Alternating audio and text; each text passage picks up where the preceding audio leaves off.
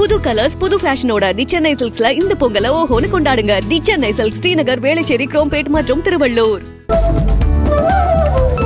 பொங்கல் பண்டிகையை கொண்டாட பொதுமக்கள் தங்களது சொந்த ஊர்களுக்கு படையெடுக்க தொடங்கியதால் பேருந்து மற்றும் ரயில் நிலையங்களில் கூட்டம் அலைமோதியது. குறிப்பாக சென்ட்ரல், எழும்பூர், தாம்பரம் ஆகிய ரயில் நிலையங்களிலும், கோயம்பேடு, கிளாம்பாக்கம், பூவிருந்தவல்லி ஆகிய பேருந்து நிலையங்களிலும் மக்கள் கூட்டம் அதிகரித்து காணப்பட்டது. பொங்கல் தொடர் விடுமுறை ஒட்டி மக்கள் சொந்த ஊர்களுக்கு படையெடுப்பதால் காஞ்சிபுரம் மாவட்டம் ஸ்ரீபெரும்புதூர் சுங்கச்சாவடியில் போக்குவரத்து நெரிசல் ஏற்பட்டது. இதன் காரணமாக ஸ்ரீபெரும்புதூர் சுங்கச்சாவடியில் உள்ள சென்னை பெங்களூரு தேசிய நெடுஞ்சாலையில் சுமார் 2 கிலோமீட்டர் தொலைவிற்கு வாகனங்கள் அணிவகுத்து நின்றன. தமிழ்நாட்டில் பொங்கல் பண்டிகை மற்றும் தொடர் விடுமுறை காரணமாக சென்னையில் இருந்து தென் மாவட்டங்களை நோக்கி மக்கள் படையெடுப்பதால் பல்லாவரம் ஜிஎஸ்டி சாலையில் 1 மணி நேரத்திற்கு மேலாக கடும் போக்குவரத்து நெரிசல் ஏற்பட்டது. இதனால் பல்லாவரம், குரோம்பேட்டை, தாம்பரம் ஜிஎஸ்டி சாலை மற்றும் பல்லாவரம் ரேடியல் சாலைகளில் வாகனங்கள் நீண்ட வரிசையில் அணிவகுத்து நின்றன. பொங்கல் சிறப்பு பேருந்துகள் இயக்கப்பட்ட முதல் நாளில் 1,19,000க்கும் அதிகமானோர் அரசு பேருந்துகளில் பயணித்துள்ளதாக அமைச்சர் சிவசங்கர் தெரிவித்திருக்கிறார். கிளாம்பாக்கம் பேருந்து நிலையத்தில் பொங்கல் சிறப்பு பேருந்து இயக்கம் குறித்து ஆய்வு நடத்திய அவர், கடந்த ஆண்டை விட இந்த ஆண்டு கூடுதலாக 10,000 பேர் சொந்த ஊர்களுக்கு செல்வதற்காக முன்பதிவு செய்திருப்பதாக கூறினார். பொங்கல் பண்டிகை முன்னிட்டு கிளாம்பாக்கம் பேருந்து நிலையத்தில் இருந்து சிறப்பு பேருந்துகள் இயக்கப்படும் நிலையில் அங்கு போக்குவரத்து துறை அமைச்சர் சிவசங்கர் ஆய்வு மேற்கொண்டார். அப்போது பேருந்துகள் இயக்கப்படும் நேரம் மற்றும் வழித்தடம் ஆகியவை குறித்து அதிகாரிகளிடம் கேட்டறிந்த அவர் பேருந்தில் ஏறி பயணிகளிடம் குறைகளை கேட்டறிந்தார். கிளாம்பாக்கம் பேருந்து நிலையம் திறக்கப்பட்டு முதலில் பொங்கல் பண்டிகைக்கு பேருந்துகள் இயக்கப்படுவதால் சிறு பிரச்சனைகள் மற்றும் குழப்பங்கள் இருக்கத்தான் செய்யும் என்றும் அவை விரைவில் தீர்க்கப்படும் எனவும் அமைச்சர் சிவசங்கர் தெரிவித்திருக்கிறார். பேருந்து நிலையத்தில் ஆய்வுக்கு பின்னர் செய்தியாளர்களை சந்தித்த அவர் இதனை தெரிவித்தார்.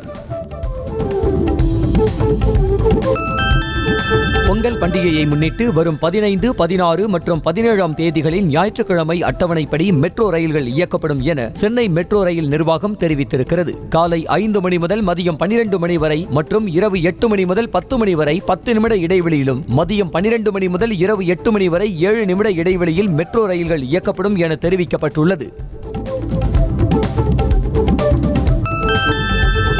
பொங்கல் விடுமுறையொட்டி கள்ளக்குறிச்சி மாவட்டம் உளுந்தூர்பேட்டை பேருந்து நிலையத்தில் பயணிகள் கூட்டம் நிரம்பி வழிந்தது. சென்னையில் இருந்து தென் மாவட்டங்களுக்கு செல்லும் தேசிய நெடுஞ்சாலையில் உள்ள உளுந்தூர்பேட்டையில் அனைத்து பேருந்துகளும் நின்று செல்வதால் ஆயிரக்கணக்கான பயணிகள் முண்டியடித்து பேருந்தில் ஏறி செல்லும் நிலைமை காணப்பட்டது.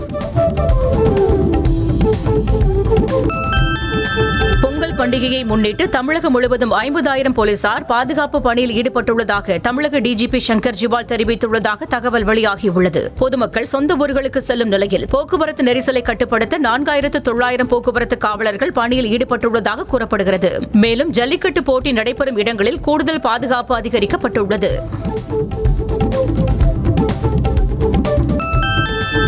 பொங்கல் விடுமுறை முன்னிட்டு கர்நாடகாவின் பெங்களூருவில் இருந்து தமிழ்நாட்டிற்கு படையெடுத்த நூற்றுக்கணக்கான கார்களால் இரு மாநில எல்லையான அத்திப்பள்ளி சுங்கச்சாவடியில் கடும் போக்குவரத்து நெரிசல் ஏற்பட்டது. தமிழ்நாட்டு மக்கள் சொந்த ஊர்களுக்கு திரும்புவதால் சுங்கச்சாவடி முதல் ஒசூர் சிப்காட் பகுதி வரை சுமார் 3 கிலோமீட்டர் தூரத்திற்கு வாகனங்கள் ஊர்ந்து சென்றன.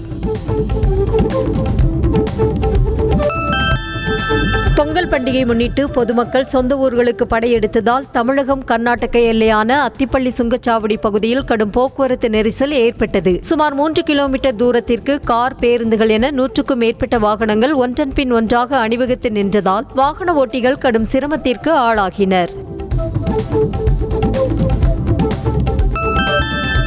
2023ஆம் ஆண்டிற்கான சமூக நீதிக்கான தந்தை பெரியார் விருது மற்றும் டாக்டர் அம்பேத்கர் விருது ஆகியவற்றை தமிழ்நாடு முதலமைச்சர் மு.க. ஸ்டாலின் இன்று வழங்குகிறார். அந்த வகையில் சமூக நீதிக்கான தந்தை பெரியார் விருதுக்கு சமூக நீதி கண்காணிப்பு குழு தலைவர் சுப வீரபாண்டியன் தேர்வு செய்யப்பட்டுள்ளார். அதேபோல அம்பேத்கர் விருதுக்கு மார்க்சிஸ்ட் கம்யூனிஸ்ட் கட்சியைச் சேர்ந்த பி. சண்முகம் தேர்வு செய்யப்பட்டுள்ளார்.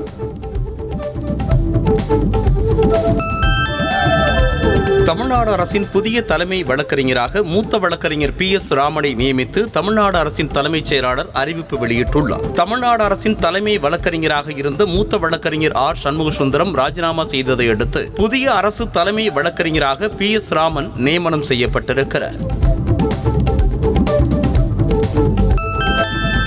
சட்டவிரோத பணப்பரிமாற்ற தடை சட்ட வழக்கில் 200 நாட்களுக்கு மேலாக சிறையில் இருக்கும் அமைச்சர் செந்தில் பாலாஜிக்கு ஜாமீன் தர மறுத்து அவரது மனுவை சென்னை முதன்மை அமர்வு நீதிமன்ற நீதிபதி அல்லி தள்ளுபடி செய்தார். இது தொடர்பாக அவர் பிறப்பித்த உத்தரவில் நீண்ட காலமாக சிறையில் அடைக்கப்பட்டிருப்பதை ஜாமீன் வழங்குவதற்கான அளவுகோலாக கருத முடியாது என தெரிவித்தார்.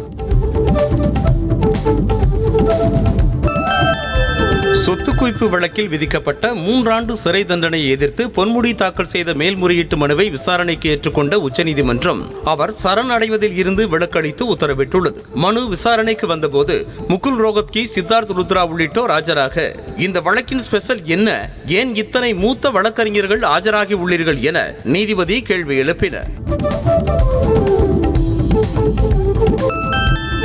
தமிழ்நாட்டில் நடைபெற்ற உலக முதலீட்டாளர்கள் மாநாடு குறித்து விமர்சிக்க அண்ணாமலைக்கு அருகதை இல்லை என அதிமுக துணை பொதுச் செயலாளர் KP முனுசாமி தெரிவித்திருக்கிறார். கிருஷ்ணகிரியில் செய்தியாளர்களிடம் பேசிய அவர், குஜராத்தில் உலக முதலீட்டாளர்கள் மாநாட்டில் பிரதமர் மோடி கலந்து கொண்டு சொந்த மாநிலத்திற்கு முதலீடுகளை ஈர்க்கிறார் என்றால் பிரதமரும் குறுகிய வட்டத்தில் செயல்படுவதாகவே அர்த்தம் என்று கூறினார்.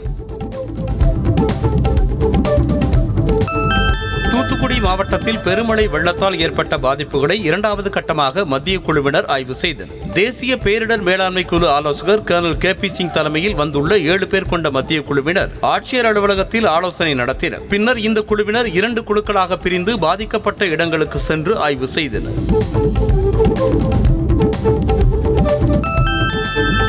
சென்னை அருகே நடுக்கடலில் இந்தியா மற்றும் ஜப்பான் கடலோர காவல் படையினர் கூட்டு பயிற்சியில் ஈடுபட்டு வருகின்றனர். அப்போது கடலில் விழுந்த நபரை ஹெலிகாப்டர் மூலமாக மீட்பது, பற்றி எரியும் கப்பலில் தீயை அணைப்பது உள்ளிட்ட ஒத்திகைகள் நடத்தப்பட்டன. இதில் ஜப்பானிய கடலோர காவல் படையின் யாஷிமா உள்ளிட்ட 9 கப்பல்கள் மற்றும் 6 விமானங்கள் பயிற்சியில் ஈடுபடுத்தப்பட்டன.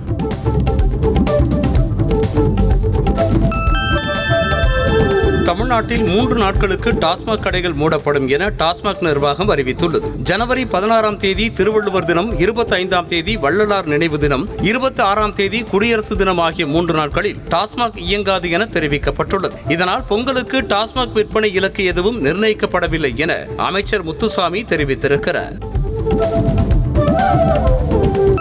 மதுரை மாவட்டம் சாத்தமங்கலம் பகுதியில் 900 கோடி ரூபாய் மதிப்புடைய அரசு நிலம் மற்றும் அடுக்குமாடி குடியிருப்பு மீட்கப்பட்டுள்ளது. அரசுக்கு சொந்தமான நிலத்தில் எவரும் அத்துமீறி நுழையக்கூடாது என்றும், மீறினால் சட்டப்படி நடவடிக்கை மேற்கொள்ளப்படும் எனவும் மாவட்ட ஆட்சியர் உத்தரவின் பேரில் அறிவிப்பு பலகை வைக்கப்பட்டுள்ளது.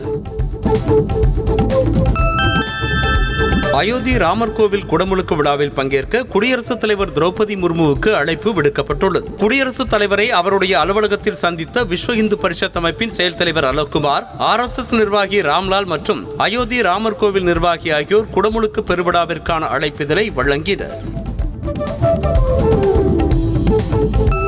அயோத்தியில் பிரம்மாண்டமான கோவில் கட்ட பிரதமர் மோடியை பகவான் ராமர் தேர்வு செய்தார் என பாஜக மூத்த தலைவர் அத்வானி புகழாரம் சூட்டியிருக்கிறார். இது தொடர்பாக கருத்து தெரிவித்திருக்கும் அவர், வரும் 22ஆம் தேதி ராமர் கோவிலில் கௌரவம் மட்டுமல்லாது மக்களின் நம்பிக்கையும் மீட்டமைக்கப்பட உள்ளதாக தெரிவித்திருக்கிறார்.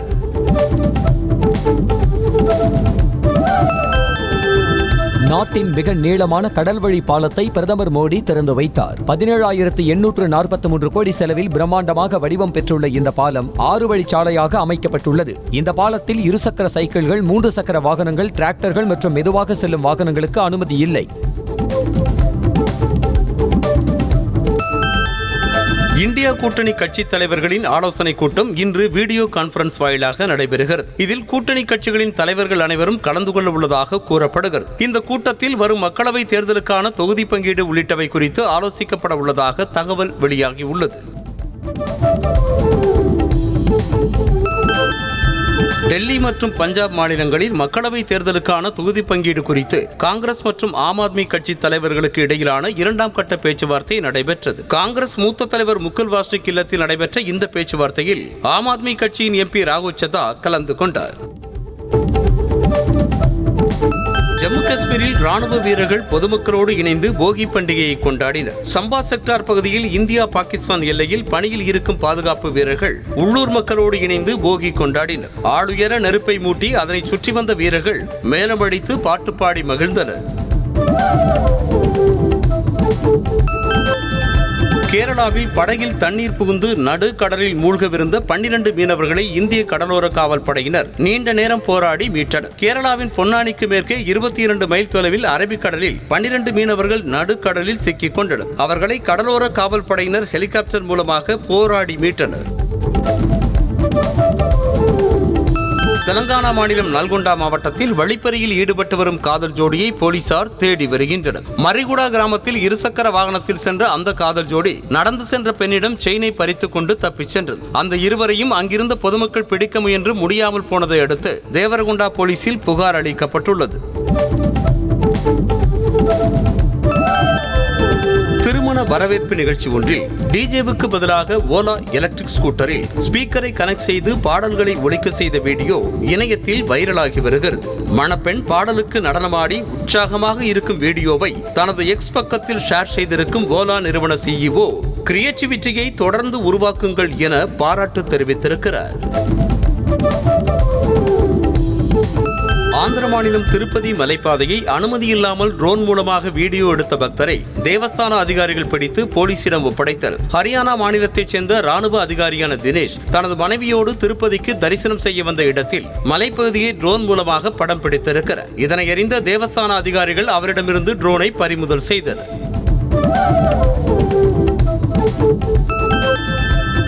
ஜனவரி 26ஆம் தேதி குடியரசு தினத்தன்று தமிழ்நாடு முழுவதும் கிராம சபை கூட்டம் நடத்த தமிழ்நாடு அரசு உத்தரவிட்டுள்ளது. கிராம சபை கூட்டத்தில் கலந்து கொள்ள ஏதுவாக கூட்டம் நடைபெறவுள்ள இடம், நேரம் ஆகியவற்றை கிராம மக்களுக்கு தெரியப்படுத்த வேண்டும் என தெரிவிக்கப்பட்டுள்ளது. அத்தோடு மத சார்புள்ள எந்த ஒரு இடத்திலும் கூட்டத்தை நடத்தக்கூடாது என உத்தரவிடப்பட்டுள்ளது.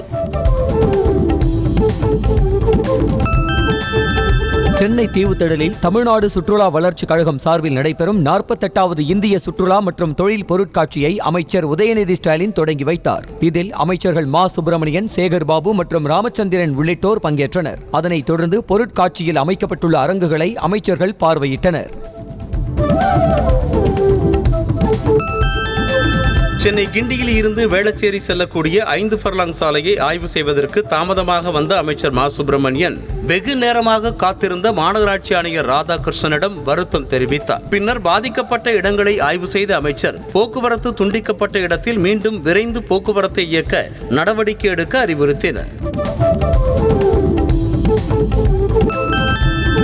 சென்னை கோயம்பேட்டில் பாமக சார்பில் நடைபெற்ற சமத்துவ பொங்கல் கொண்டாட்டத்தில் பாமக தலைவர் அன்புமணி தனது மனைவி சௌமியாவுடன் கலந்து கொண்டார். இந்த நிகழ்ச்சியில் ஏராளமான பெண்கள் பாரம்பரிய முறைப்படி பொங்கல் வைத்து சிறப்பித்தனர். அவர்களோடு இணைந்து அன்புமணியும் பொங்கல் வைத்து நிகழ்ச்சியை சிறப்பாக கொண்டாடினார். சென்னை மாநகரம் குப்பை மாநகரமாக மாறியுள்ளது என பாஜக மாநில தலைவர் அண்ணாமலை குற்றம் சாட்டியுள்ளார். சென்னை ராயப்பேட்டையில் உள்ள YMCA மைதானத்தில் நடைபெற்ற மத்திய சென்னை நாடாளுமன்ற தொகுதி பாஜக செயல் வீரர்கள் மாநாட்டில் பேசிய அவர், தூய்மை இந்தியா பட்டியலில் 43வது இடத்தில் இருந்த சென்னை மாநகரம் தற்போது 199வது இடத்தில் உள்ளது என்றார்.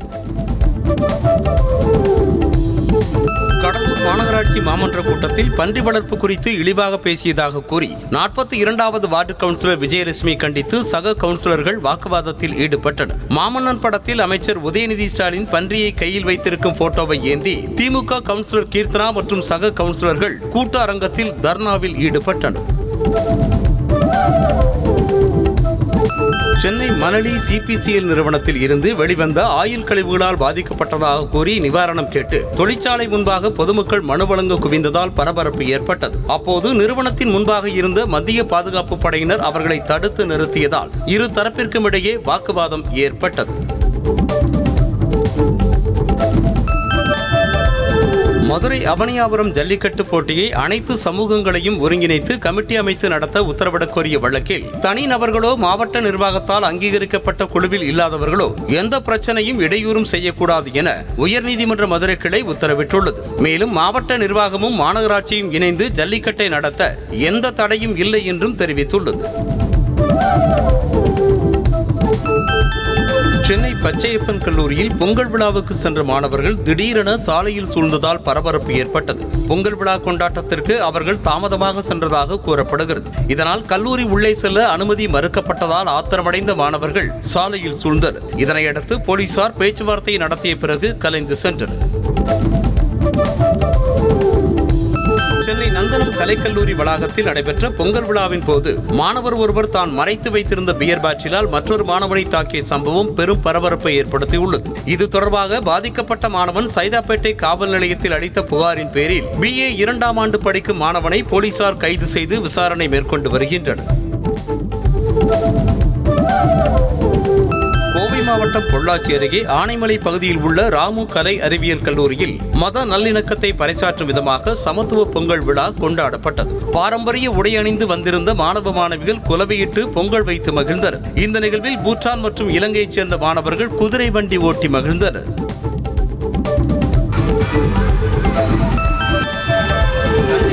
கும்பகோணத்தில் உள்ள இதயா மகளிர் கல்லூரி மாணவ மாணவிகள் சிறு தானியங்கள் மூலமாக பொங்கல் வைத்து கொண்டாடி மகிழ்ந்தனர். முன்னதாக அக்கல்லூரி மாணாக்கர்கள் தப்பாட்டம், கரகாட்டம், சிலம்பாட்டம், மயிலாட்டத்துடன் முளைப்பாரி எடுத்து ஊர்வலமாக கல்லூரிக்கு சென்று பொங்கல் விழா கொண்டாடினர். கோவை துடியலூர் அருகே கதிர்நாயக்கன் பாளையத்தில் உள்ள மத்திய ரிசர்வ் போலீஸ் பயிற்சி கல்லூரியில் பொங்கல் விழா கொண்டாடப்பட்டது. CRPF காவலர்கள் மற்றும் பெண் காவலர்களுக்கு பல்வேறு விதமான விளையாட்டுப் போட்டிகள் நடத்தப்பட்டன. அதனைத் தொடர்ந்து நடத்தப்பட்ட சேவல் சண்டை, கிடாய் சண்டைகளையும் கலை நிகழ்ச்சிகளையும் CRPF வீரர்கள் குடும்பத்தினரோடு கண்டு களித்தனர். சென்னை புழல் மத்திய சிறையில் கைதிகளோடு பொங்கல் விழா வெகு விமர்சையாக கொண்டாடப்பட்டது. விழாவில் நடைபெற்ற பல்வேறு போட்டிகளில் வெற்றி பெற்ற கைதிகளுக்கு சிறைத்துறை DGP மகேஸ்வர் தயாள் பரிசுகளை வழங்கினார். இந்த நிகழ்வில் DIGக்கள் உட்பட சிறைத்துறை அதிகாரிகள் பலர் கலந்து கொண்டு சிறப்பித்தனர். திருவள்ளூர் மாவட்டம் பூவிருந்தவல்லியில் முதலாளி தொழிலாளி பாகுபாடின்றி வடமாநில தொழிலாளர்கள் உட்பட கட்டுமான தொழிலாளர்களோடு SPE கட்டுமான நிறுவனத்தின் தலைவர் புகழேந்தி சமத்துவ பொங்கல் விழாவினை கொண்டாடினார். இதனைத் தொடர்ந்து 500க்கும் மேற்பட்ட தொழிலாளர்களுக்கு புத்தாடை வழங்கி மகிழ்ச்சி அடைந்தார். திருவண்ணாமலை மாவட்டம் மேற்கு ஆரணி ஊராட்சி ஒன்றிய அலுவலகத்தில் பொங்கல் விழா கொண்டாட்டத்தில் பங்கேற்றவர்களுக்கு மட்டன் பிரியாணி வழங்கப்பட்டது. இந்த விழாவில் 18 ஒன்றிய கவுன்சிலர்கள் மற்றும் அரசு அதிகாரிகள் பலரும் கலந்து கொண்டனர். ஊராட்சி தலைவர் பச்சையம்மாள் தலைமையில் புதுப்பானையில் பொங்கலிட்டு நிகழ்ச்சி நடைபெற்றது. பொங்கல் திருநாளை முன்னிட்டு திண்டுக்கல் மாவட்டம் ஒட்டன்சத்திரம் காந்தி மார்க்கெட்டில் காய்கறிகளின் விலை 2 மடங்காக உயர்ந்துள்ளது. மிகவும் பிரசித்தி பெற்ற இந்த சந்தைக்கு மாநிலத்தின் பல்வேறு பகுதிகளில் இருந்தும் வெளி மாநிலங்களில் இருந்தும் விவசாயிகளால் உற்பத்தி செய்யப்படும் காய்கறிகள் கொண்டு வரப்பட்டு விற்பனை செய்யப்படுகின்றன. இந்த விலை உயர்வால் விவசாயிகள் மகிழ்ச்சி அடைந்துள்ளனர்.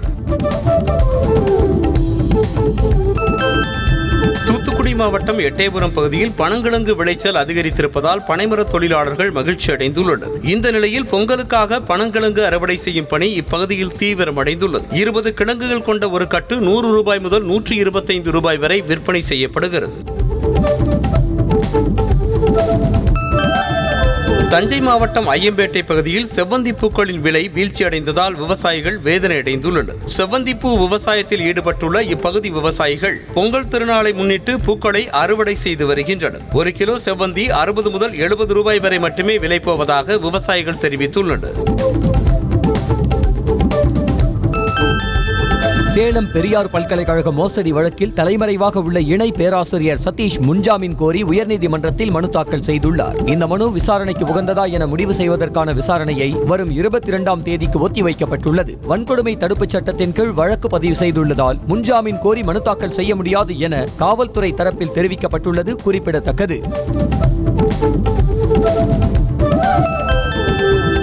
ஆபாச படங்களை பதிவிறக்கம் செய்து தனிப்பட்ட முறையில் பார்ப்பது சட்டப்படி குற்றமல்ல என்று தெரிவித்திருக்கும் உயர்நீதிமன்றம் ஆபாச படங்கள் பார்த்ததாக இளைஞர் மீது பதியப்பட்ட வழக்கை ரத்து செய்தது. சென்னை அடுத்த அம்பத்தூரைச் சேர்ந்த இளைஞர் மொபைலில் குழந்தைகள் சம்பந்தப்பட்ட ஆபாச படங்களை பதிவிறக்கம் செய்து பார்த்ததாக வழக்கு பதிவு செய்யப்பட்ட நிலையில் இதனை ரத்து செய்ய கோரி தொடரப்பட்ட வழக்கில் இந்த உத்தரவு பிறப்பிக்கப்பட்டது. முதுகலை மருத்துவ படிப்பை முடித்த மருத்துவர்கள் அரசு மருத்துவமனையில் ஓராண்டு பணியாற்ற வேண்டும் என்ற அரசாணையை சுகாதாரத்துறை வெளியிட்டுள்ளது. மருத்துவ படிப்பை முடித்தவர்கள் 2 ஆண்டு காலம் அரசு மருத்துவமனையில் பணியாற்ற வேண்டும் என்ற விதியை ஓராண்டாக குறைத்ததுடன் அரசு மருத்துவமனையில் பணியாற்ற விருப்பம் இல்லாதவர்கள் 40 லட்சத்திற்கு பதில் 20 லட்சம் ரூபாய் கட்டினால் போதும் எனவும் அரசாணை வெளியிடப்பட்டுள்ளது. சென்னை மெட்ரோ ரயில் நிறுவனத்தில் ஊடு என்டர்பிரைசஸ் ரிசோர்ஸ் பிளானிங் அமைப்பை முழு அளவில் செயல்படுத்துவதற்கு CMRL ஊடு இம்ப்ளிமெண்டர்ஸ் தனியார் நிறுவனத்தோடு ஒப்பந்தம் செய்துள்ளது. CMRL நிறுவனத்தின் தலைமை பொது மேலாளர் மற்றும் ஊடு இம்ப்ளிமெண்டர்ஸ் பிரைவேட் லிமிடெடின் தலைமை இயக்க அதிகாரி ஆகியோர் இந்த ஒப்பந்தத்தில் கையெழுத்திட்டனர்.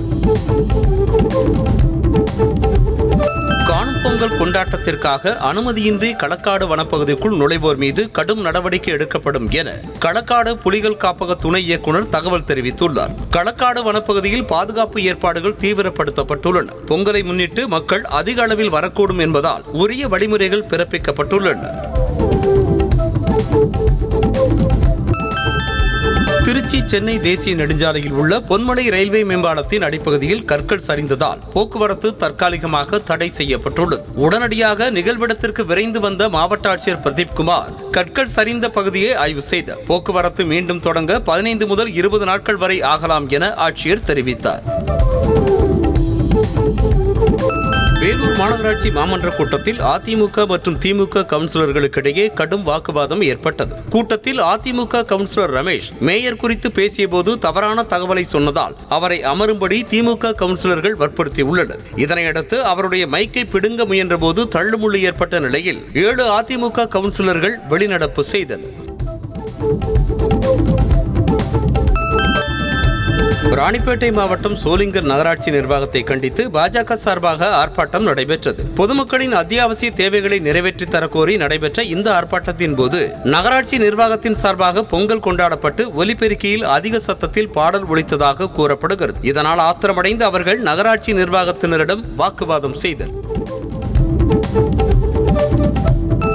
சென்னையில் அரசு வேலை வாங்கி தருவதாக கூறி 16 லட்சம் ரூபாய் மோசடி செய்ததாக அரசு சிறார் கூர்நோக்கு மைய சமையல் மாஸ்டருக்கு எதிராக அவர் பணியாற்றும் காப்பகத்தின் முன்பாக பாதிக்கப்பட்ட நபர் குடும்பத்தோடு தர்ணாவில் ஈடுபட்டார். காசிமேட்டில் உள்ள சிறார் காப்பகத்தில் பணியாற்றி வரும் மதனா என்பவர் அரசு வேலை வாங்கி தருவதாக கூறி பண மோசடியில் ஈடுபட்டதாக புகார் கூறப்பட்டது.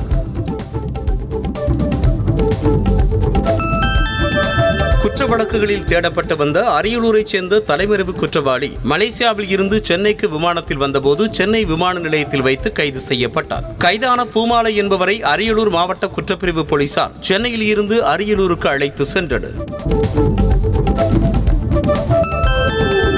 சென்னை வண்ணாரப்பேட்டையில் மாமனார் மாமியார் மீது தாக்குதல் நடத்திய வழக்கறிஞரை போலீசார் கைது செய்தனர். புகாரின் அடிப்படையில் விசாரணை மேற்கொண்ட வண்ணாரப்பேட்டை போலீசார் 5 பிரிவுகளின் கீழ் வழக்கு பதிவு செய்து வழக்கறிஞர் ஜீவரத்னத்தை கைது செய்தனர். மேலும் காயமடைந்த மாமனார் மாமியார் அரசு மருத்துவமனையில் அனுமதிக்கப்பட்டனர். திருவண்ணாமலை மாவட்டம் கீழ்பெண்ணாத்தூர் சுற்றுவட்டார பகுதிகளில் நெல் அறுவடை பணிகள் தீவிரமடைந்துள்ளன. மேக்கலூர், வேடந்தவாடி, எறும்பூண்டி, மங்களம் மற்றும் சுற்றுவட்டார பகுதிகளில் அதிக அளவில் நெல் சாகுபடி செய்யப்பட்டுள்ளது. 3 மாத கால பயிரான நெல் தற்போது அறுவடைக்கு தயாராகி இருக்கும் நிலையில் அந்த பணிகள் தீவிரமடைந்து வருகின்றன. பனி மற்றும் பூச்சி தாக்குதலால் மகசூல் குறைந்துள்ளது.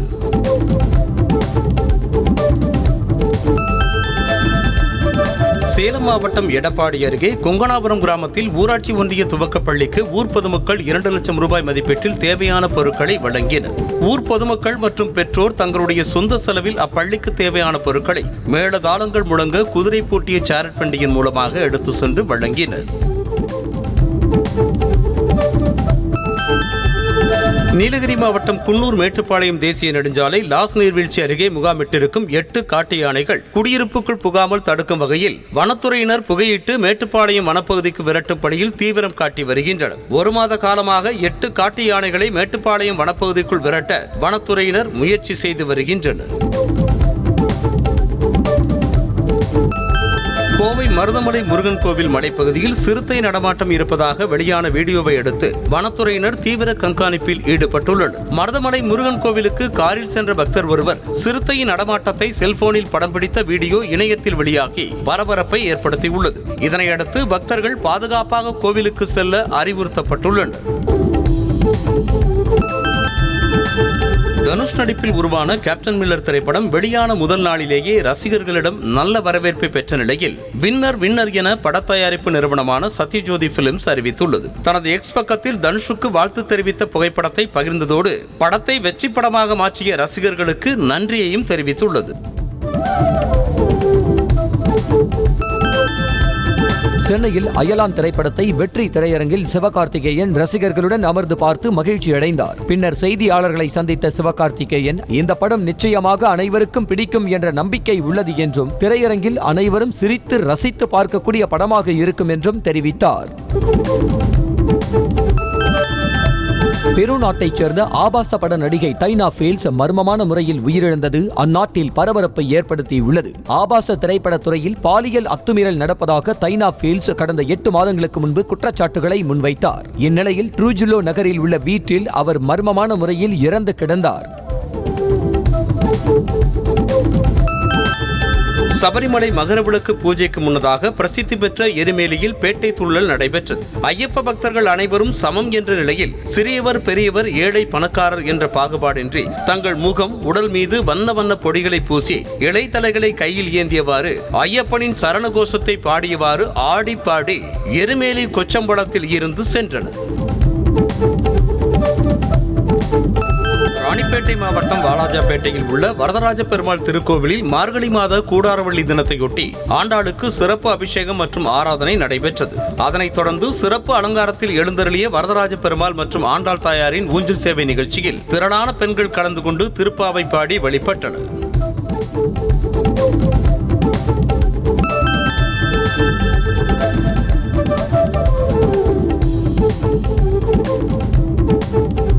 திண்டுக்கல் மாவட்டம் வத்தலக்குண்டில் உள்ள வால்கோட்டையில் ஆஞ்சநேயர் திருவிதி உலா வெகு விமர்சையாக நடைபெற்றது. ஹனுமன் ஜெயந்தியொட்டி ஜெயவீர ஆஞ்சநேயருக்கு சிறப்பு அபிஷேகம் நடைபெற்றது. அதனைத் தொடர்ந்து உற்சவமூர்த்தியான ஜெயவீர சிவ ஆஞ்சநேயர் தேரில் எழுந்தருளி முக்கிய வீதிகளில் உலா வந்தார். இதில் திரளான பக்தர்கள் கலந்து கொண்டு ஆஞ்சநேயரை வழிபட்டனர்.